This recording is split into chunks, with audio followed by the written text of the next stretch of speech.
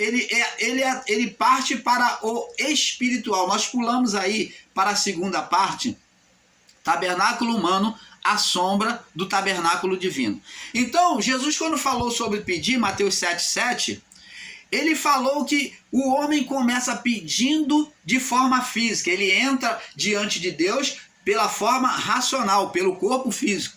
Como nós oramos, Senhor meu Deus e meu Pai, ou Pai Celestial, da forma que você ora, você sempre vai entrar diante de Deus pela forma racional, falando da forma do seu saber, da sua forma de saber, da sua forma comum de se comunicar com o Criador, com o invisível. Agora, quando você prossegue na oração, você vai começar a orar com a alma. Você vai então, se você persistir na oração de forma racional, você então vai passar a orar com a alma. Lembra de Ana lá? Lembrei de Ana diante de Samuel, lá no templo, que ela estava angustiada e ela estava ali diante da sua rival, né? Que era Penina, que debochava dela, chamando de ventre podre, que era humilhação para a mulher naquela época, não ter filho, né? Ela não gerar filhos, né? Ser estéril. Então Ana chegou diante do templo e orava, ela entrou fisicamente e orou incessantemente. E Eli, o sacerdote, começou a orar, a ouvir a oração de Ana, e Ana falava babalachúria, como eles chamam aí os debochados da graça, que debocham dos irmãos, os debochados da graça. Eu também já agi assim. Então, Ana começou a falar em línguas com a alma. Ana não mais orava, mas a alma de Ana orava. Ela orava com a alma. E então Eli tomou Ana por embriagada, não entendendo a oração de Ana. E Ana falava com Deus de forma balbuciando e começou a falar, orar com a alma. E Ana orou de forma espiritual. E então Eli falou que ela estava cheia de mosto, embriagada uma hora daquela de manhã cedo, ou de tarde, no início da tarde. Então a Ana disse para Eli: meu senhor, a sua serva não está embriagada, não está cheia de mosto não, mas que eu venho derramar a minha alma que está angustiada, amargurada diante do Senhor. Opa! A alma dela... Ela confessou que a alma dela orou. Ela entrou fisicamente, pelo corpo físico, primeiro céu. Primeiro céu. E ela então passou para o segundo céu, orando com a alma. Então ela começou a orar com o segundo céu, a alma. E então ela chegou, a oração dela foi ouvida diante de Deus. Quando ela orou com a alma, automaticamente ela chegou ao terceiro céu. Ela foi ouvida pelo Senhor. Tanto que o próprio Eli, como sacerdote, testemunhou: Deus faça contigo conforme o que você pediu. E tanto a oração dela chegou ao terceiro céu, que ela recebeu o filho, né? Recebeu o filho Samuel. Deus cumpriu a promessa. Então, abençoados, Ana orou de forma espiritual, mas primeiro ela começou com o corpo físico. É isso que nós, o canal Luz da Graça, vamos estar aqui explicando sobre o tabernáculo. Primeiro eu estou dando passo a passo sobre o comportamento do homem diante de Deus. Como que acontece? Apesar de muitos não enxergarem isso, porque isso só pode ser compreendido com uma visão espiritual. Os que são literais não podem suportar isso. Não pode entender esse princípio da oração de Mateus 7,7. Pedir, buscar e bater. Só se bate quando está diante de algo. Você só bate na porta de alguém se você estiver diante da casa, diante de alguém, que é bater. Então, ora pelo corpo físico, começa a oração pelo corpo físico, e então a alma se derrama em oração e ela agora passa a orar de forma espiritual. É aí que a pessoa começa a falar em língua dos anjos. Mas eles não podem entender isso. Não podem suportar isso. Que ela agora vai orar de forma espiritual, em língua dos anjos. Opa! Canal Luzes da Graça, trazendo a verdadeira revelação do Pai a você. E Jesus aqui mostrou essa figura do que acontecia no tabernáculo. Primeiro era feita uma oração física. Vou explicar agora, vamos lá. O que acontecia em relação ao tabernáculo? A pessoa que queria ser atendida por Deus ou perdoada por Deus, ela trazia os sacrifícios, seja novilho, oferta de cereais, o que fosse. Normalmente vou colocar exemplo aqui, o novilho, que é a expiação de pecado. Entrava entrava dentro do tabernáculo, que era cercado, né, do arraial do tabernáculo, no átrio, pela entrada do átrio, vinha com um animal. O animal era quê? Era o quê? Físico ou espiritual?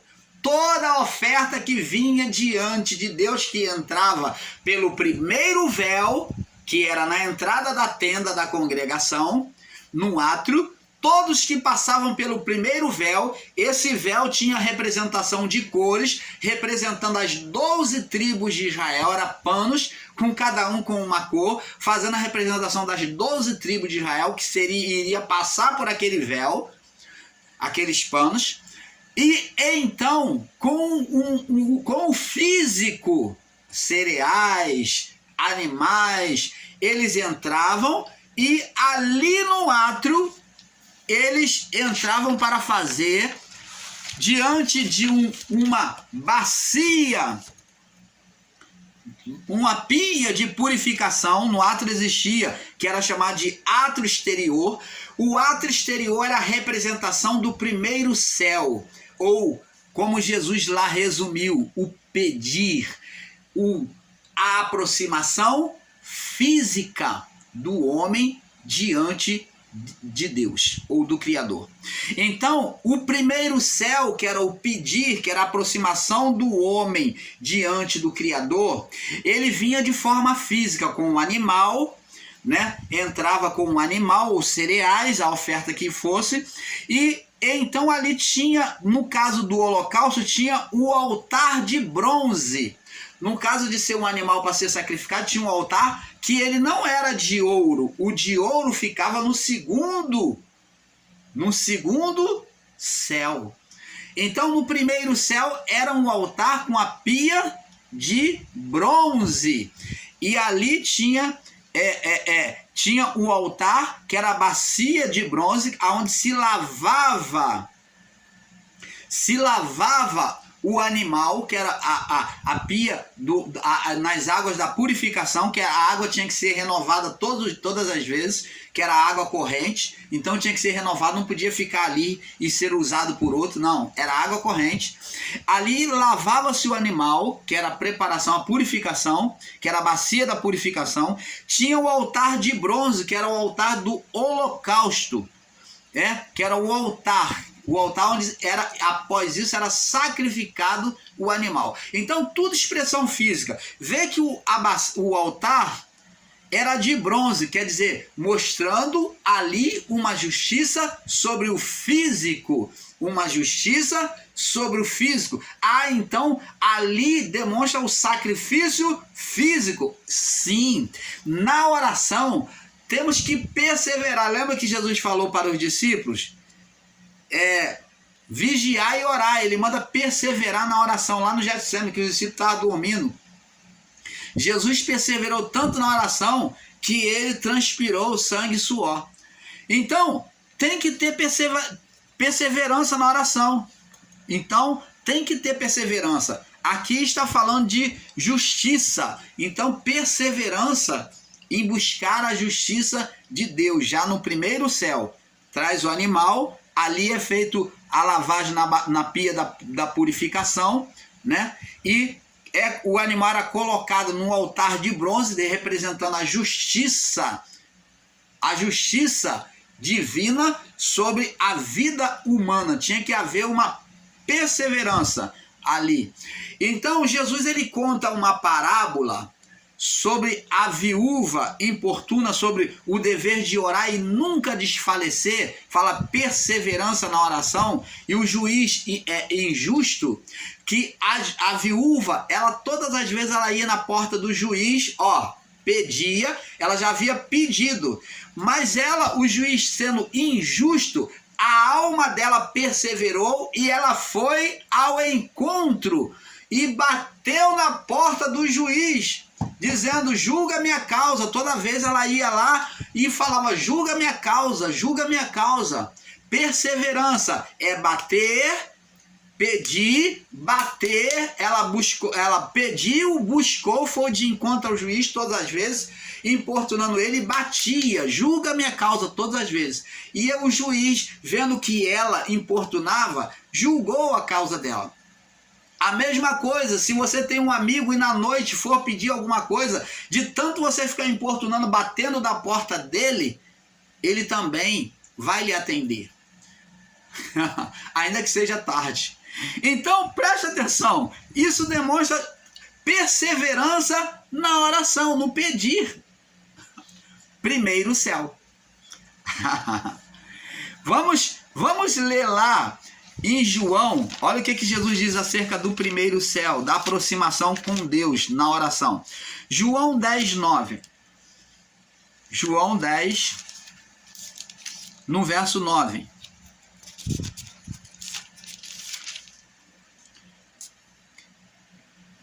Jesus falou aqui, ele leva os discípulos lá para lembrar lá daquele estado lá da quê? Do tabernáculo. Olha só o que ele diz aqui, Ele vem falando sobre o bom pastor, ele se coloca aqui como pastor, e agora ele vem falar de pastor e de ovelhas. Ele vem falar de pastor e de ovelhas, termo usado na antiguidade. Ele vem falar para os discípulos, para aquele povo daquela época. Agora ele vem usar esse termo, pastor e ovelha. E ele, depois de usar o termo pastor e ovelha, que era usado naquela época do tabernáculo, do período mosaico, e agora ele vem apontar diretamente para o tabernáculo, dizendo aqui, no verso 9, João 10, 9, diz assim, eu sou a porta. Eu sou a porta. Que porta que ele está falando? Jesus é quadrado, ele é retangular, ele está se colocando como uma porta? Está se colocando como uma porta. Que porta que Jesus está falando?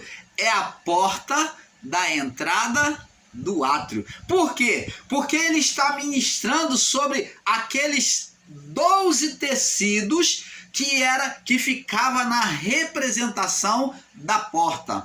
Então ali ele está mostrando o átrio, a entrada do átrio, do primeiro véu para o tabernáculo, para entrar no tabernáculo. Então na entrada do átrio tinha o primeiro véu, que era os tecidos, cada um com uma cor, fazendo representação nas 12 tribos de Israel. E essa era a porta. Jesus ele trouxe a porta, também fez representação nos 12 apóstolos. Existiram 12 tribos e Jesus vem agora trazer 12 apóstolos. Então ele está buscando a atenção, chamar a atenção deles para o tabernáculo, dizendo, eu sou a porta do átrio que entra para o tabernáculo. Eu sou aquele véu, eu sou o véu. Eu sou o véu, a porta. A porta não era porta de madeira, mas era apenas um véu. Como existe 3 véus, o primeiro véu, Jesus diz que ele é o primeiro véu, ele faz representação no primeiro véu. Depois vai existir o segundo véu e vai existir o terceiro véu. O segundo véu está no santo, no lugar santo, né? Do tabernáculo, que existe o átrio, o primeiro véu. O segundo véu é o lugar santo e o terceiro véu fica no santo dos santos. Então ele diz assim: eu sou a porta. Se alguém entrar por mim, salvar-se-á. Entrará e sairá e achará pastagem. Ele está falando da entrada no tabernáculo. Oh, maravilha do Pai, né? Agora vamos também para João 14. Jesus ali já se colocou, né? Já fez uma comparação com o tabernáculo, como a porta que era o véu, tendo a representação dos 12 apóstolos, quando lá no tabernáculo tinha a representação das 12 tribos de Israel. Você compreende isso? Você está entendendo, amado? Então, João 14, no verso 6 agora, vamos ler. Ele diz assim: disse-lhe Jesus, agora ele vai falar mais diretamente sobre o tabernáculo. Ele diz agora: eu sou o caminho. Caminho? Que caminho? O caminho da entrada do tabernáculo até o Santo dos Santos. Ele diz: eu sou o caminho que levava do primeiro, do átrio, da entrada do tabernáculo, do átrio, que é o primeiro céu, até o lugar santo. Eu sou o caminho, era um caminho que eles tinham que fazer. Então eles tinham que pegar o animal ou a oferta, passar, se era animal, tinha que passar na lavagem da bacia de bronze lá, da purificação, da bacia de bronze de purificação. Depois passava no altar, se era um animal a ser sacrificado, era sacrificado ali, para depois ir para a mesa de preposição. Isso quem fazia era o sacerdote. Agora ele diz assim: eu sou o caminho, a verdade e a vida. Ninguém vem ao Pai senão por mim. Opa, o Pai estava onde? Na representação do terceiro céu. O Santo dos Santos. O Pai só poderia ver o Pai, só poderia estar diante do Pai quem chegasse ao terceiro céu. Mas só quem chegava ao terceiro céu era quem? O sumo sacerdote. Só ele podia chegar e levar a oração para lá. O sacerdote ia até o segundo céu e as pessoas comuns entravam pelo átrio e entregava o sacrifício ao sacerdote para fazer expiação para ela. Então havia uma intercessão pelos sacerdotes. Então diz aqui: eu sou o caminho, a verdade, que era a representação do tabernáculo, nós vamos ver tudo isso, e a vida. A vida estava onde? No Santo dos Santos. A vida estava no Espírito, que é a representação do Espírito humano. Então ele está mostrando aqui o caminho, que é o caminho que entrava o sacrifício, o homem, o pecador. O caminho estava no átrio, no primeiro céu, que era a representação do primeiro céu, passava pelo primeiro véu. Mas no santo, no lugar santo, o homem não podia entrar. Quem entrava era o intercessor, o sacerdote. Então intercedia por ele. Então ali no lugar santo, o homem para entrar tinha que estar em preparação. Então aqui ele diz: eu sou o caminho, que é na representação do corpo físico, o caminho. Ele diz: aquele que quiser vir após mim, negue-se a si mesmo. Né? Ele diz assim: eu sou o caminho, a verdade. A verdade estava onde? Aonde é que estava a verdade de Deus? Opa! Canal Luzes da Graça, trazendo uma perfeita revelação do Pai a você. Aonde é que estava a representação das verdades de Deus? Opa! Aqui, ó. Aqui, ó. No segundo céu. A verdade, no lugar santo. Estava no lugar santo. Estava ali a verdade diante do candelabro da iluminação, né? Do altar de ouro e da mesa da preposição, da mesa dos pães é sagrado. Então, e a vida? Ele diz aqui: ninguém ninguém vem ao Pai senão por mim. Então ele está dizendo, para chegar ao Santo dos Santos, vocês têm que passar por mim. Ele é todas essas coisas, ele veio ser todas essas coisas. Ele veio apontando para o quê? O tabernáculo, o caminho, a verdade e a vida. Então, abençoados, é isso que temos que entender. O canal Luz da Graça veio trazer a você este entendimento. Então, agora, para termos entendimento perfeito, temos que compreender que o homem é formado de três essências. Corpo, né? De três essências como tabernáculo divino. Nós temos o corpo, aliás, temos espírito, alma e corpo. Vamos falar na ordem certa. Porque nós costumamos falar corpo, alma e espírito sendo carnal, né? Então, vamos falar da forma espiritual. Somos espírito, alma e corpo. Porque primeiro somos espírito. E o espírito trouxe vida, alma. E então o corpo passou a ter vida. Então somos espírito, alma e corpo, né? Representando, nós temos o tabernáculo, agora temos o tabernáculo em nós mesmos. Essa representação do tabernáculo que foi feito lá no período mosaico demonstrava o corpo humano, o estado, a essência humana, corpo, alma, ou espírito, alma e corpo, né? Só que na entrada, você vê que o homem se tornou carnal, primeiro ele entrava de forma física, tudo era de forma física, porque o homem se tornou carnal. Então, primeiro entrava de forma física para se tornar perfeitamente espiritual, até chegar a ser espírito. Então tá aqui, o homem é formado de três essências, como tabernáculo divino. Espírito, alma e corpo. Não tem como compreender esse mistério de forma dicotônica, e sim de forma tricotônica. Então, os que ensinam com dicotomia que o homem é apenas corpo e alma, ou corpo e espírito, nunca vão poder entender e aceitar este entendimento. Porque aqui está provado que o homem é tricotônico, formado de três essências. Espírito, alma e corpo, que é a imagem do tabernáculo que foi representado no passado. Deus sempre falou de forma espiritual. E Deus, você já parou para pensar como uma pessoa muda fala? Ela fala por meio de sinais. Ela faz assim, ela fica fazendo. Se eu ficar aqui, eu vou ficar como louco. Mas o que é mudo, ele, por meio dos sinais, ele entende, ele se comunica e fala com o outro.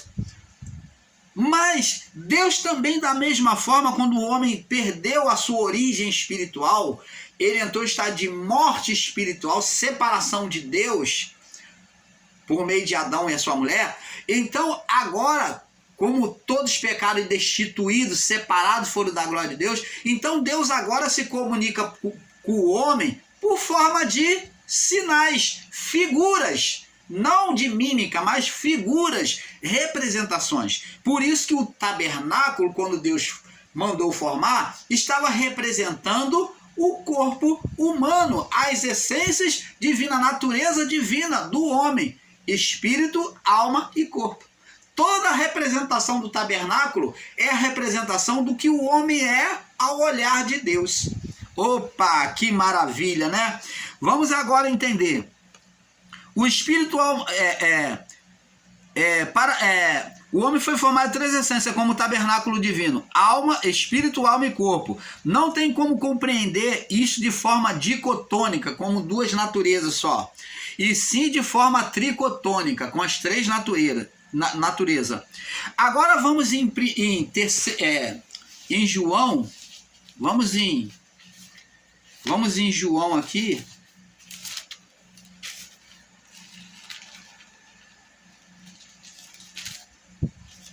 Deixa eu ver.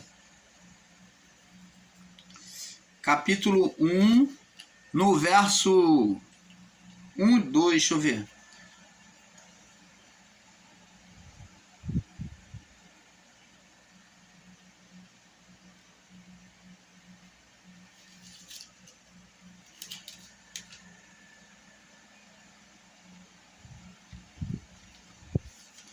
Peraí, deixa eu ver aqui se eu acho, meus irmãos. João 3,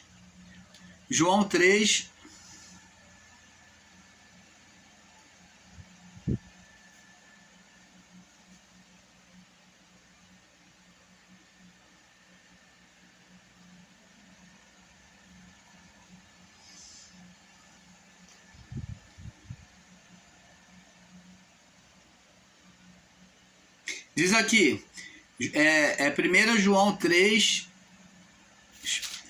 1 João 3, é isso mesmo, né? 1 João 3, no capítulo 1, 2, diz assim: Vede com grande amor nos tem concedido o Pai, que fôssemos chamados filhos de Deus. Por isso o mundo não nos conhece, porque não conhece a Ele. Agora, amados, somos filhos de Deus, e ainda não é manifesto o que havemos de ser. Mas sabemos que quando Ele se manifestar, seremos semelhantes a Ele, porque assim como é, o veremos.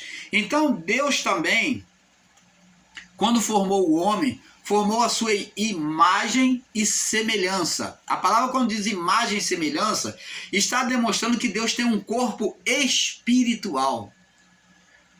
Deus tem um corpo? Tem. Por isso que a palavra de Deus diz que Deus tem mão, tem pés. Existem irmãos aí ignorando e ridicularizando esses ensinos, aonde diz que Deus tem mão, tem pé, Deus apalpa. Sim, Deus, ele é formado, o homem foi formado igual a ele, só que o corpo de Deus é um corpo espiritual. Foi com o mesmo corpo que o Filho ressuscitou.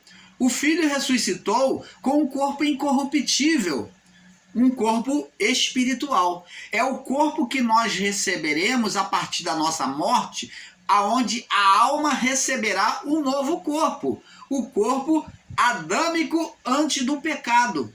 O corpo de Adão e Eva antes do pecado era um corpo espiritual sem corrupção. E assim é o corpo de Deus. A palavra, quando diz que Deus é espírito, não está dizendo que Deus não tem corpo, que Deus é apenas uma força, como estão dizendo assim, uma força energética. Não. A palavra, quando diz que Deus é espírito, está dizendo que Deus tem um corpo espiritual. Ele não é só uma força espiritual, cósmica, não. Deus tem um corpo, sim, como o Filho recebeu um corpo novo na sua morte. E nós receberemos, Paulo ensina que receberemos um novo corpo. Então, os irmãos não compreendem e ficam ensinando abobrinhas. Vamos agora em 1 Tessalonicenses também. 1 Tessalônia. 1 Tessalônia. É que muitos puxam para a tese deles e ficam aí buscando defender a tese dele. 1 Tessalônia, capítulo 5, no verso 23. Diz assim. Olha o que próprio Paulo diz aqui, ó.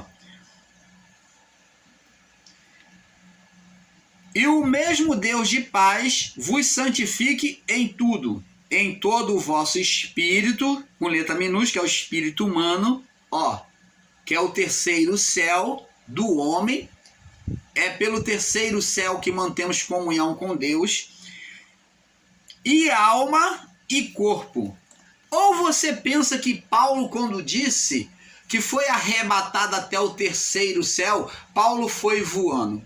Não, mas se você observar o texto, o contexto do texto que Paulo diz, ele diz que perdeu o sentido, foi arrebatado os sentidos e foi levado ao terceiro céu. Então Paulo estava no seu corpo, mas que no espírito dele, ele foi ao terceiro céu. Opa, ele predominou, o terceiro céu predominou sobre ele, quer dizer, ele teve um olhar sobre a essência espiritual humana.